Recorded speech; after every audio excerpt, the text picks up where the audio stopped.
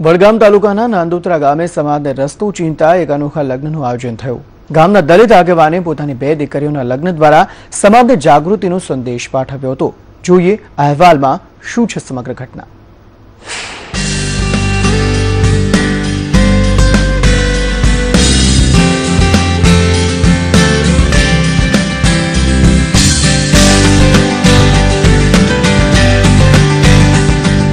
एक बाजू लग्नનો मानवो અને બીજી બાજુ રક્તદાન કરી રહેલા દાતાઓ અને પુસ્તક પ્રદર્શન। આ અદ્ભુત દ્રશ્ય છે વડગામ તાલુકાના નાંદોત્રા ગામના દલિત આગેવાન મોહનભાઈ રાજના ઘરનું। તેઓએ બેટી બચાવો બેટી પઢાઓના હેતુસર પોતાની 2 દીકરીઓના લગ્ન અનોખી રીતે ઉજવવાનું નક્કી કર્યું અને તેમાંથી સર્જાયું આ અદ્ભુત દ્રશ્ય।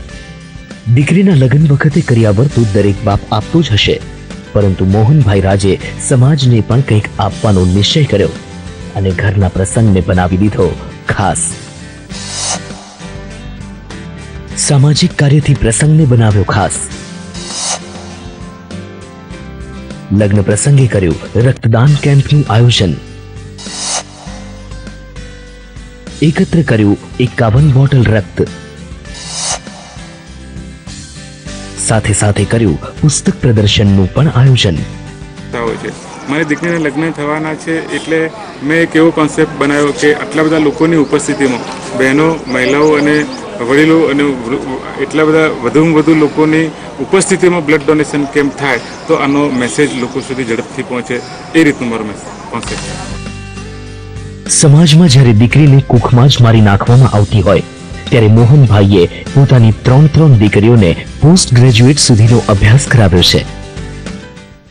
પુસ્તક પ્રદર્શનમાં જુદી સાહિત્ય, ભાષા અને વગેરે જુદી જુદી જ્ઞાનની વાતોવાળા પુસ્તકો છે જે વ્યક્તિઓ ખરીદશે અને પોતાનો બૌદ્ધિક વિકાસ કરશે અને સમાજને ઉત્થાન તરફ લઈ જશે। ખરેખર આ પ્રવૃત્તિ ખૂબ જ આવકાર્ય છે અને સમાજમાં હું એક જ સંદેશ આપું કે આપણે પણ આવી પ્રવૃત્તિ કરવી જોઈએ અને આવી પ્રવૃત્તિ થતી હોય તો એમાં જોડાવું જોઈએ।